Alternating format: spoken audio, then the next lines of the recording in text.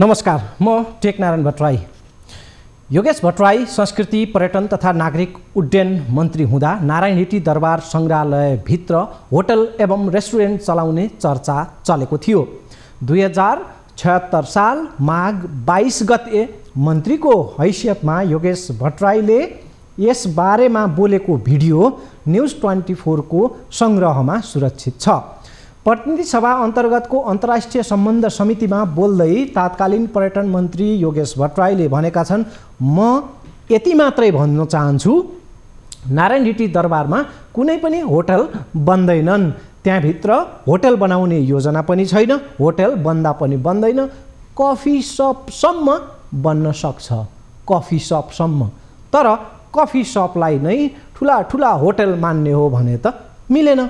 सुनौ। यति मात्रै भन्न चाहन्छु, नारायण हिटी दरबारमा कुनै पनि होटल बन्दैनन्। यो पुरा चाहिँ हाम्रो सङ्ग्रहालयकै रूपमा रहनेछ, सङ्ग्रहालयको नर्म्सभित्र रहनेछ। त्यति म स्पष्ट गर्न चाहन्छु। त्यहाँभित्र कुनै होटल बनाउने योजना पनि छैन, बन्दा पनि बन्दैनन्, कफी सपसम्म हुन सक्छन्। कफी सपलाई नै ठुल्ठुला होटल मान्ने हो भने त मिलेन। त्यहाँभित्र कुनै होटल बनाउने योजना पनि छैन, बन्दा पनि बन्दैनन्, कफी सपसम्म हुन सक्छन्। कफी सपलाई नै ठुल्ठुला होटल मान्ने हो भने त मिलेन।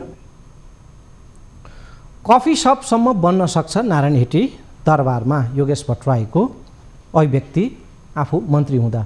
यो भिडियोबाट प्रष्ट हुन्छ नारायण हिटी दरबार परिसरमा होटल बनाउने तहकै चलखेल उबेलैदेखि अर्थात् मन्त्री योगेश भट्टराईकै समयमा समेत भएको थियो।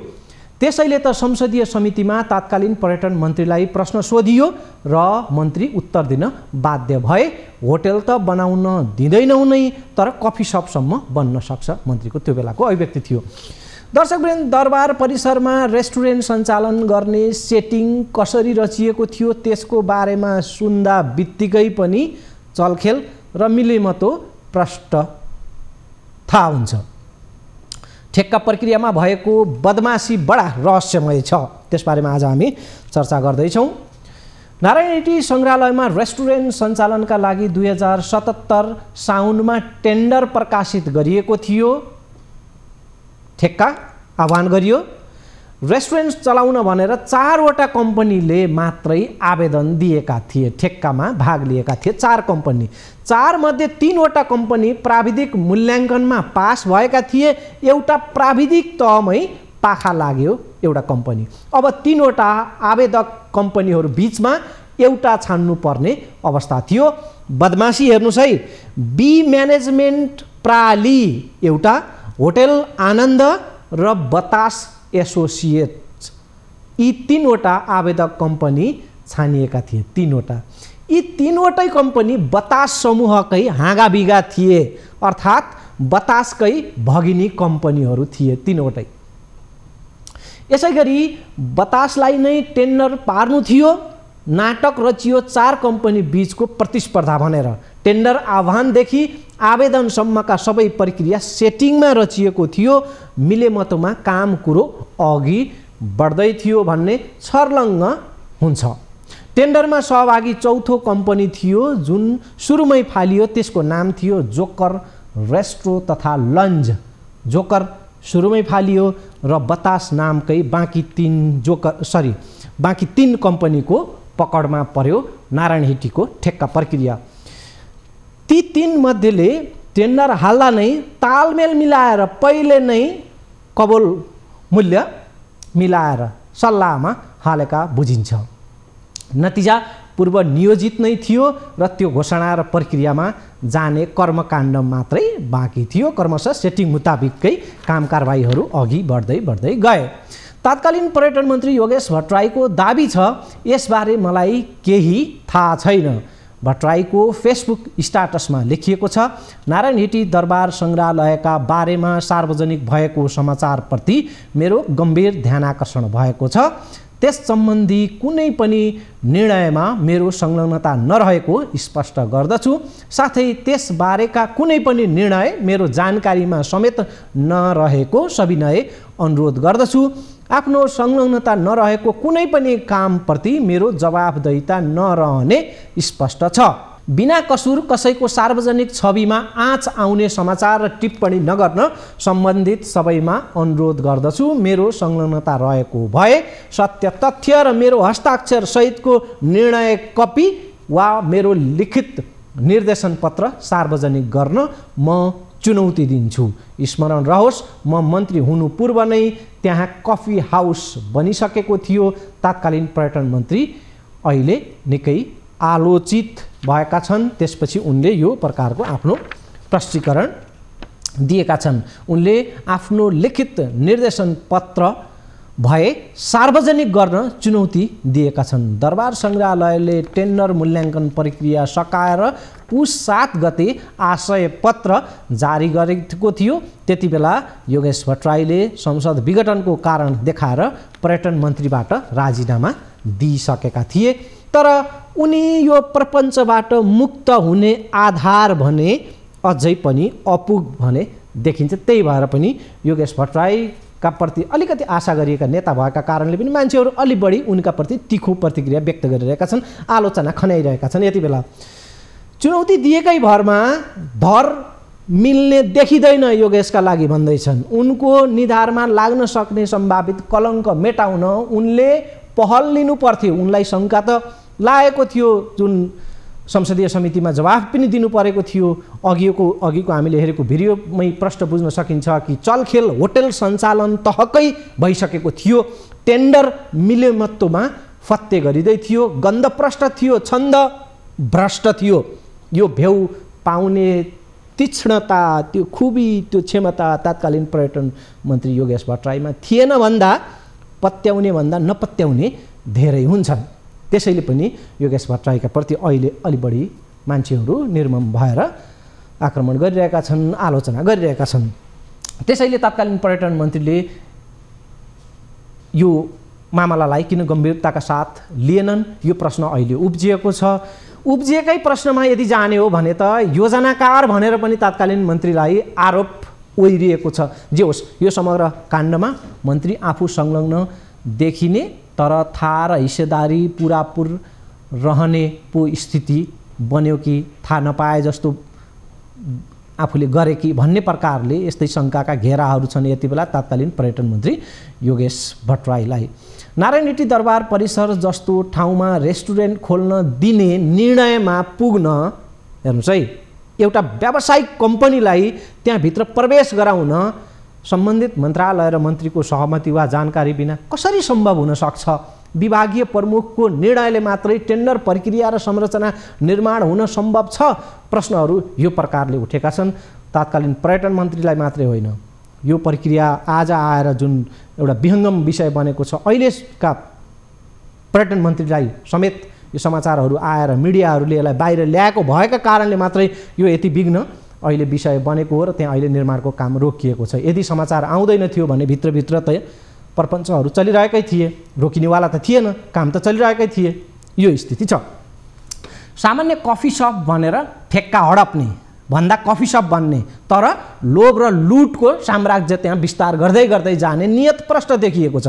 त्यहाँ बनेका संरचना हेर्दा मन्त्रीले भनेको जस्तो सामान्य कफी सपको तयारी होइन, बरु दरबार मार्गका अन्य प्रतिस्पर्धी रेस्टुरेन्टहरूलाई समेत माथ दिने गरी त्यहाँ आयोजना रचिँदै थियो।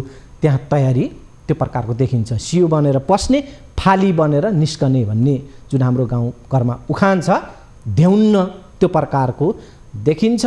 बतास कम्पनी र उसलाई 8 भरोसा दिने उपल्ला हिस्सेदारहरू त्यो प्रकारको मनोदशामा देखिन्छन् र तयारी त्यहाँ त्यो प्रकारको चलिरहेको थियो। यही बिचमा समाचारहरू आएपछि अहिले यसमा तत्कालका लागि त्यहाँको निर्माण कार्य रोक्नका लागि अहिले निर्देशन जारी भएको छ पर्यटन मन्त्रालय अन्तर्गतबाट।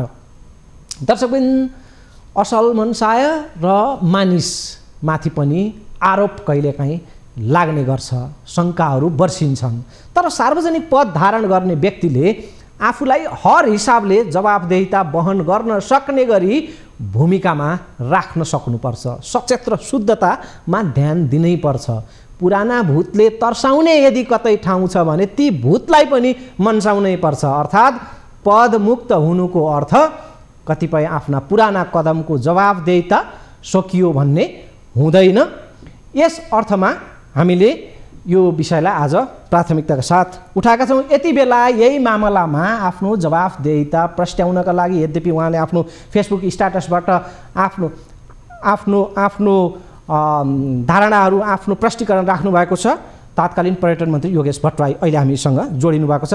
तपाईको प्रष्टीकरणलाई पनि हामीले प्रस्तुत गर्यौँ। फेसबुकमा यहाँले लेख्नु भएको छ, यति बेला तपाईँ अलि बढी आशा गरेको नेता भएको कारणले पनि स्वाभाविक हुन्छ जनअपेक्षा कि यस्तो नभइदियो हुन्थ्यो, कहीँ दाग नलागिदियो हुन्थ्यो भन्ने त्यो सदाशयताले पनि त्यो एउटा असल मनसायले पनि मान्छेहरूले आलोचना गरिरहेका छन्, प्रश्नहरू उठाइरहेका छन्। यसबारेमा तपाईँको यो मौका छ, के प्रष्टीकरण दिन चाहनुहुन्छ? तपाईँले म प्रति गरेको सदाशयताको निम्ति धन्यवाद छ। हजुर, तपाईँले भने जस्तै मैले कतै पनि दाग लाग्ने गरी काम गरेको छैन र त्यो पछि पनि गर्ने छैन। मेरो प्रतिबद्धता पहिलो कुरा तपाईँलाई राख्न चाहन्छु। दोस्रो कुरा, यो सम्भवतः नारायण हिटीकै बारेमा तपाईँले सोध्न खोज्नुभएको होला। त्यो अहिले म तपाईँसँग ताप्लेजुङ मेरो जिल्लाबाट बोल्दैछु। म 2-3 दिन गाउँतिर घुमेको थिएँ। त्यति बेला मैले यो न्युज थाहा पाएको थिइनँ। हिजो सदरमुकाम आएपछि न्युजहरू मैले देखेँ र त्यसमा मलाई समेत जोडेको देख्दा मलाई आश्चर्य लाग्यो पहिलो कुरा। दोस्रो कुरा, यो मलाई के लाग्यो भने समाचारको खडेरी भइरहेको बेलामा यो चियाको कपमा तुफान निकालेको जस्तो लाग्यो मलाई। अलिकति चियाको कपमा तुफान निकाल्ने जस्तो मिडियामा त्यो ढङ्गले आएको देखेँ। यसमा तपाईँलाई म के कुरा प्रश्न बनाउँछु भने मैले 76 सालको सम्भवतः माघ 22 गते संसदीय समितिमा पनि यस विषयमा बोलेको छु। त्यति बेला तत्कालीन पूर्व प्रधानमन्त्री माधव कुमार नेपालजीले यो प्रसङ्ग उठाउनु भएको थियो। नारायण हिटी दरबारमा होटल खोलिँदैछ भनेर उहाँले प्रश्न गर्नुभएको थियो। मैले भने नारायण हिटी दरबारभित्र होटल खोलिँदैन, त्यो मैले बोलेको थिएँ। तर होटल खोल्ने कुनै प्रसङ्ग पनि होइन, तर होटल खोल्नु पनि हुँदैन। नारायण हिटी दरबार सङ्ग्रहालय भनेको एउटा पुरातात्विक महत्त्वको ऐतिहासिक ठाउँ हो। त्यसलाई जगेर्ना गर्नुपर्छ। त्यो नेपालको एउटा इतिहास हो। राजनीतिक इतिहास पढ्न आउने मान्छेले त्यहाँ पढ्छन्, बुझ्छन् भन्ने कुरामा म राम्ररी नै जानकार छु। त्यसो हुँदा त्यहाँको ऐतिहासिकतालाई बिगार्नुहुन्न भन्ने कुरा मैले राम्ररी बुझेको छु। र म मन्त्री भइसकेपछि नारायण हिटी दरबारको अवलोकन गर्न जाँदा त्यहाँ एउटा भवन बनाइएको मैले देखाएको थिएँ। त्यो म हुनुभन्दा पहिले नै बनाइएको थियो। र त्यो कर्मचारीलाई मैले सोधेँ कि यो भवन के हो भन्दाखेरि उनीहरूले यो कफी सप अथवा चमेना गृह बनाउन लागेको हो भने। यसको आवश्यकता छ कि छैन भनेर मैले सोधेँ। र त्यति बेला कर्मचारीको जवाफ के थियो भने यहाँ थुप्रै यो यहाँ चाहिँ नि अवलोकन गर्न आउँछन्, दिनमा हजारौँको सङ्ख्यामा पनि आउँछन्, विद्यार्थी पनि आउँछन्, सबै आउँछन्, तर उनीहरूलाई बस्ने चिया खाने ठाउँ पनि भएन भन्ने गुनासो यो अवलोकन गर्न आउनेहरूको पनि भयो, नागरिकहरूको। त्यसो हुँदा यसलाई एउटा कफी सपको रूपमा विकास गर्न बनाइएको हो भनेर भने। र मैले त्यति बेला पुरातत्व विभागसँग पनि सोधेँ यो आवश्यक छ कि छैन, नारायण हिटी दरबारभित्र यस्तो बनाउनु पर्ने हुन्छ कि हुँदैन भनेर भन्दाखेरि सामान्यतया कफी सपमा आपत्ति छैन भन्ने कुरा यो पुरातत्व विभागको पनि भनाइ थियो। त्यसो हुँदा मैले कफी सपको रूपमा त्यसलाई अगाडि बढाउन ठिकै छ, किनभने त्यहाँ भिजिटरहरू आउँछन्, एकछिन बस्छन्, चिया खान्छन्। किनकि अब दुनियाँका ठुल्ठुला यस्ता दरबारहरूमा ठुला म्युजियम कफी सप पनि हुन्छ होइन, चमेना गृह हुन्छ, त्यसको सपहरू पनि हुन्छ होइन, उपहार सपहरू पनि हुन्छ। यस्तो मैले आफै देखेर आएको हुनाले यसले नारायण हिटीलाई खासै असर गर्दैन भने एउटा पारदर्शी प्रक्रियाबाट यसलाई अगाडि बढाउँदा ठिकै होला भन्ने मेरो धारणा थियो। तर त्यो बिचमा यो सञ्चालक समितिको बैठक बसेर यो टेन्डर आह्वान भएको कुरा मलाई जानकारी भएन। त्यसबेला मलाई जानकारी गराएको थिएन कुन प्रक्रियाबाट त्यो भएको छ भन्ने मैले थाहा पाइनँ। र त्यो बिचमा पौष 5 गते मैले मन्त्री पदबाट राजीनामा दिएर निस्केको कुरा पनि यही नै हो। अब यसमा के हुन्छ भने मन्त्रीको लेभलबाट कुनै ठेक्का टेन्डरलाई स्वीकृत गर्ने अथवा नगर्ने भन्ने कुरा हुँदैन। त्यो अधिकार मन्त्रीलाई होइन, त्यो अधिकार सम्बन्धित विकास समितिलाई हो। नारायण हिटी दरबार सङ्ग्रहालय तथा गणतन्त्र स्मारक के समिति भन्ने हाम्रो त्यहाँ छ। त्यो समितिले नै गर्ने हो। त्यो समितिले नै दर भाउ पनि उसैले बनाउँछ होइन। अब भवन विभागदेखि विभिन्न मन्त्रालयका सम्बन्धित निकायका मान्छेहरूको एउटा कमिटी बनाउँछ, एक्सपर्ट कमिटी बनाउँछ। त्यो कमिटीले कति दर रेटमा दिनुपर्छ भन्ने कुरा त्यसले एउटा सिफारिस गर्छ। न्यूनतम मूल्य त्यसलाई राखेर अधिकतम मूल्य कसले दिन्छ त्यस आधारमा दिने हो। प्रक्रिया त्यही नै हो मैले बुझेको। अब यसमा मैले त्यो यो अहिले मैले भनेको प्रक्रिया अनुसार भएको छैन भने छानबिन गर्नु पर्यो हैन। एक दोस्रो, अब त्यहाँ कफी सप नै खोल्नु हुँदैन भन्ने कन्सेप्ट हो भने त्यसलाई बन्द गर्नु पर्यो। तर मलाई लाग्छ कफी सप सम्मको लागि त्यसमा अन्यता लिनुपर्ने आवश्यकता छैन। त्यहाँ कुनै होटल चलाउन लागेको छ भने त्यसमा मेरो आपत्ति छ। होटल चलाउनु हुँदैन। होटल भनेको त्यहाँ मान्छे बस्ने, राति पनि बस्ने, खाने पिउने खालको होटल भने त्यस्तो गर्नु हुँदैन। दिउँसो सङ्ग्रहालय खुलेको बेलामा आउने आगन्तुकहरूको निम्ति सामान्य चिया नास्ताको लागि पानीको लागि हो भने त्यसलाई अन्यथा लिनुहुन्न भन्ने मेरो धारणा हो। अब यहाँलाई मैले रोकेँ। यो सबै प्रक्रिया मलाई अन्तिममा थाहा छैन होइन। र त्यसमा मेरो कुनै लिखित निर्देशनको कुरा पनि भएन। प्रक्रियामा म त्यो अन्तिममा सामेल पनि छैन। दरबार त्यसमा जानकारी मलाई गराएको पनि थिएन। त्यो सम्बन्धित विकास समितिको अधिकार क्षेत्रको हजुर मलाई सुन्नु भएको छ हजुरले। म यहाँलाई रोकेँ है त। जस्तो अब यहाँ तत्कालीन मन्त्री यहाँले संसदीय समितिमा अलिकति आशयजन्य अलिकति त्यहाँ होटल अलिकति गडबडी प्रकारको देखेपछि न त्यहाँ संसदीय समितिमा कुरा उठ्यो, यहाँले जवाफ पनि दिनुभयो।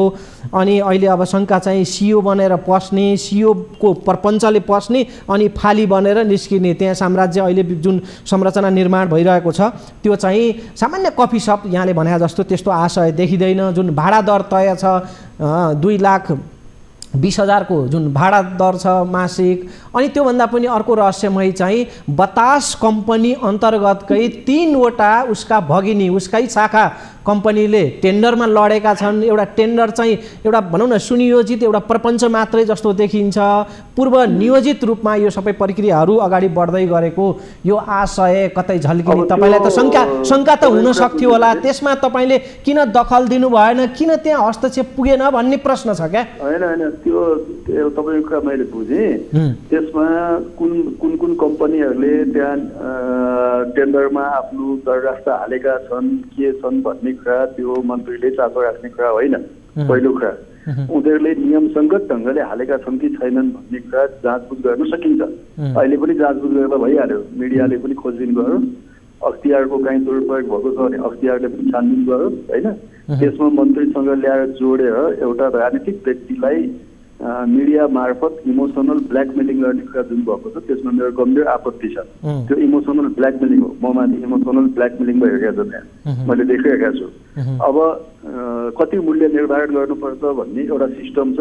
त्यो सिस्टमभित्र मूल्य निर्धारण भएको छैन भने त्यसलाई त्यो टेन्डरलाई क्यान्सल गर्न सक्छ। जसले पनि क्यान्सल गर्न सक्छ। क्यान्सल गरे भइहाल्यो। मुख्य कुरा के छ भने त्यहाँ कफी सप अथवा चमेना गृह राख्ने कि नराख्ने। राख्ने हो भने एउटा पारदर्शी प्रक्रियाबाट त्यसलाई अगाडि बढाउने हो। राख्ने होइन भने बन्द गरिदिने हो। मलाई लाग्छ मैले दुनियाँका धेरै यस्ता म्युजियमहरू घुमेको छु होइन।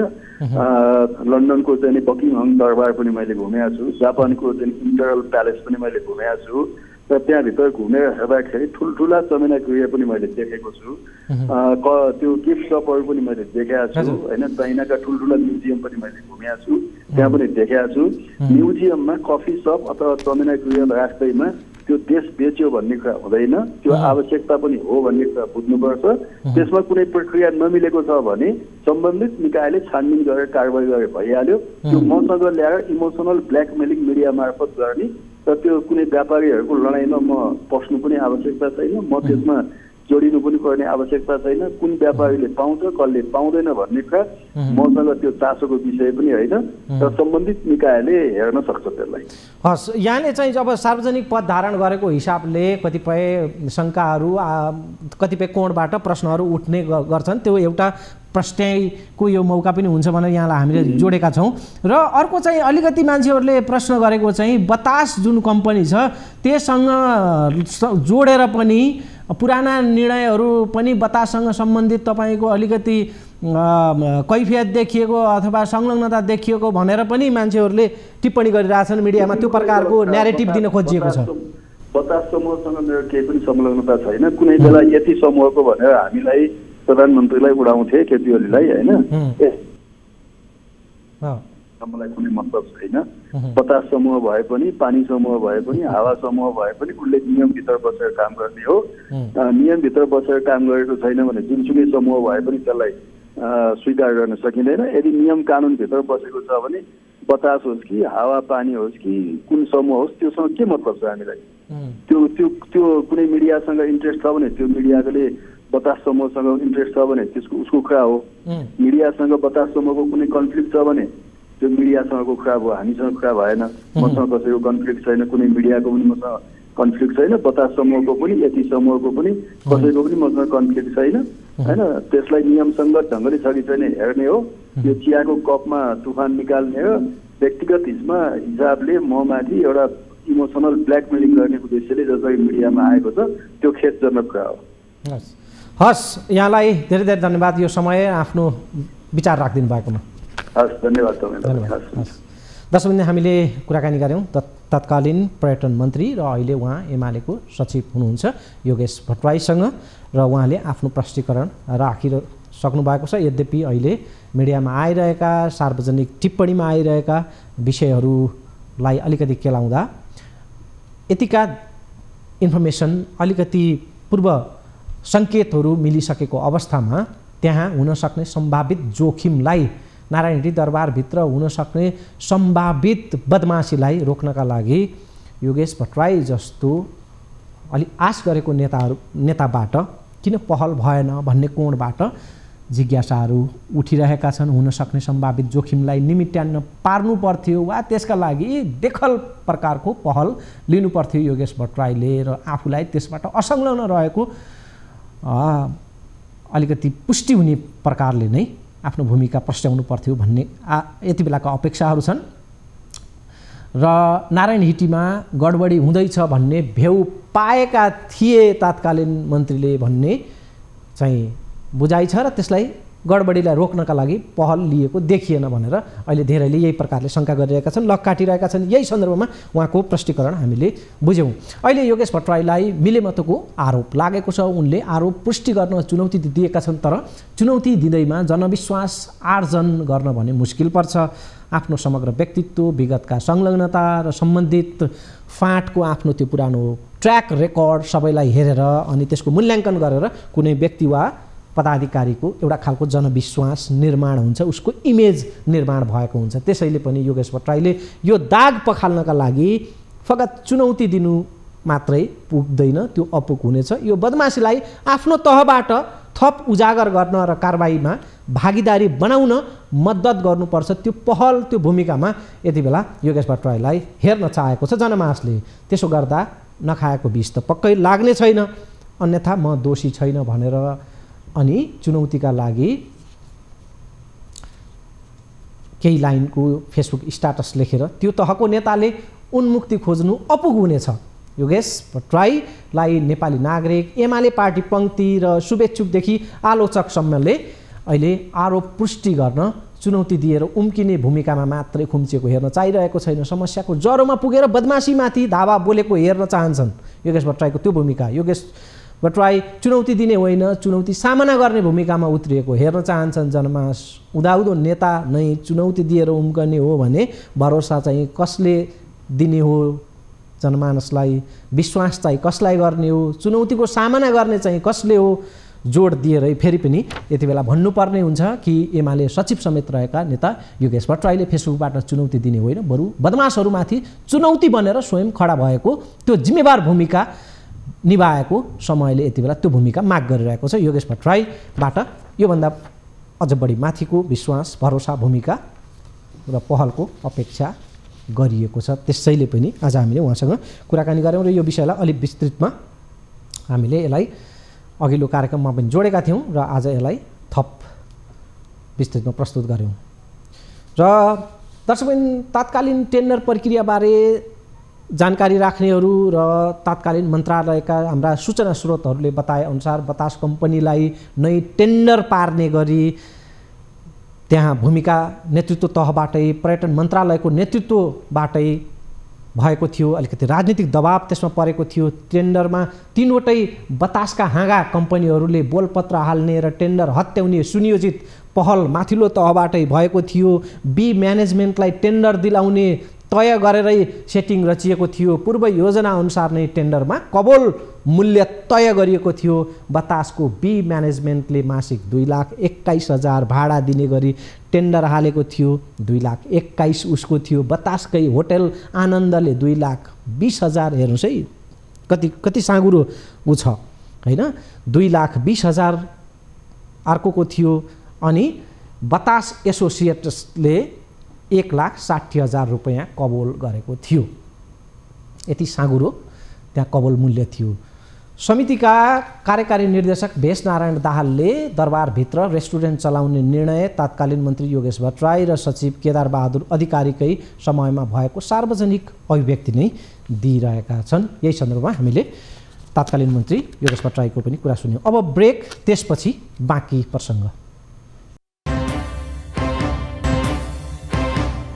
ब्रेकपछि स्वागत छ। नेपाली काङ्ग्रेसका नेता डाक्टर शेखर कोइरालाले कुन मापदण्डको आधारमा पार्टीको केन्द्रीय सदस्यहरू मनोनित गरिएको हो भनी सभापति शेरबहादुर देउवालाई प्रश्न गरेका छन्। बुधबार नेता कोइरालाले काठमाडौँमा पार्टीको 14औं महाधिवेशनमा आफ्नो समूहको नेताहरूको भेलालाई आज सम्बोधन गर्दै केन्द्रीय सदस्यहरूलाई के मापदण्ड अपनाएर नियुक्त गरिएको हो भनेर देउवालाई प्रश्न सोधेका छन्। पार्टी सभापतिलाई मन पर्ने र मन नपर्ने आधारमा व्यक्तिको छनौट भएमा दुर्घटना निम्तन सक्ने चेतावनी पनि शेखर कोइरालाले आज दिएका छन्।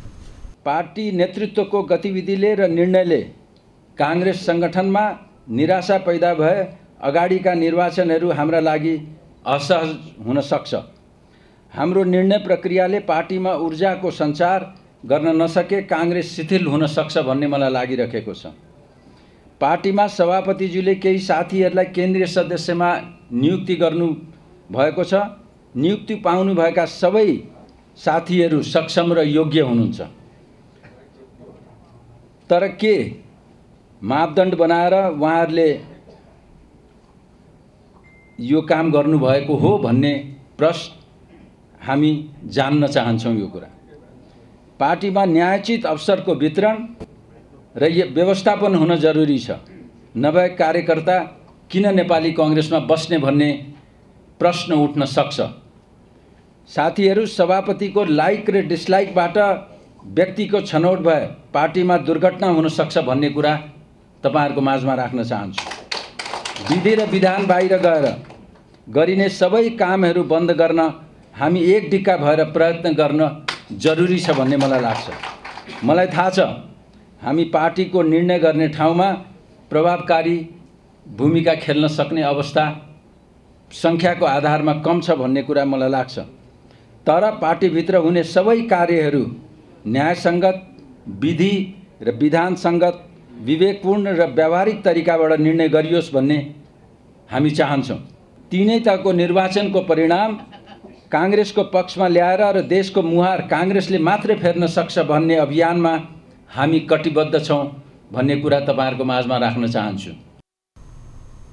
शेखर कोइरालाको आजको अभिव्यक्ति पार्टीमा न्यायोचित अवसरको वितरण नभए कार्यकर्ता किन काङ्ग्रेसमा बस्ने भन्ने प्रश्न उठ्न सक्ने कोइरालाको भाषा थियो।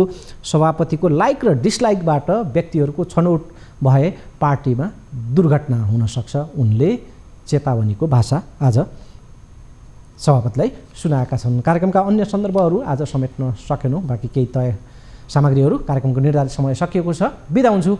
नमस्कार।